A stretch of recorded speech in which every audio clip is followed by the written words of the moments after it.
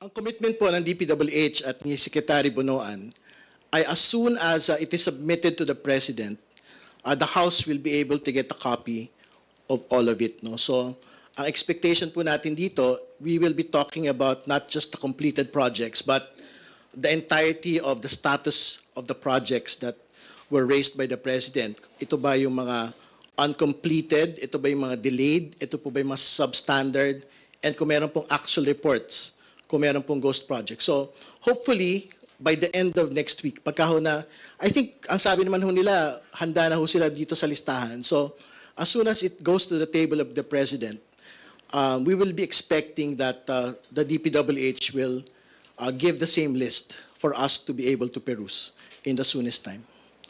Sir, nagpe-persist pa rin yung accusations that several members of the House are involved in the projects. Your thoughts po? How will the committee address that?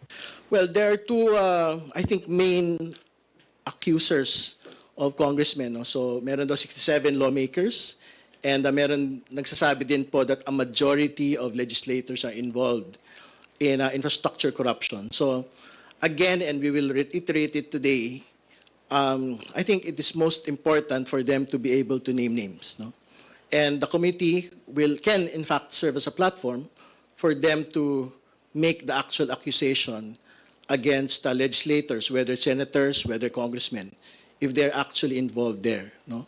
Siyempre, in the same manner, yung mga involved or named na mga legislator, contractors, if they are involved in corruption allegations, will also be provided the same platform through our committee. In fact, it's not just our committee. We are looking at, yun na nga po, like what I stated last Monday, a tri-committee led by the Public Accounts Committee, Public Works Committee, and the Good Government Committee para pag-usapan po ang lahat ng ito.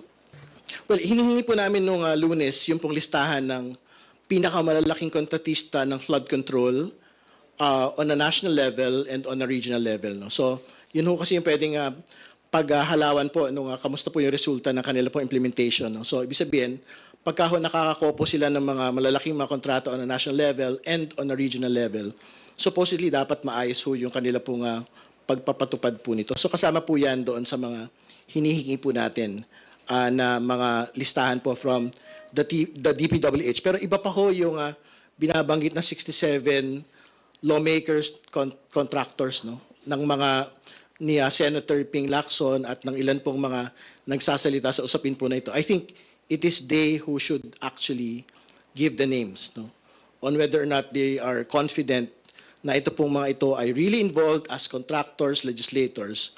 Yun yung una, number one yun. Pero pangalawa, and if they're actually involved in actual infrastructure corruption. Tama po bang sabihin na hindi kayo makakapag-conduct sa House Committee on Public Accounts ng motu proprio investigation on the allegations against those congressmen na sinasabing kontratista sa mga government-funded infrastructure projects unless merong maglatag kung sino-sino ba to at mga ebidensya? I think so. Kasi ang totoo naman ho, we don't have a list. Hindi ba? At ang burden of proof is not on the committee.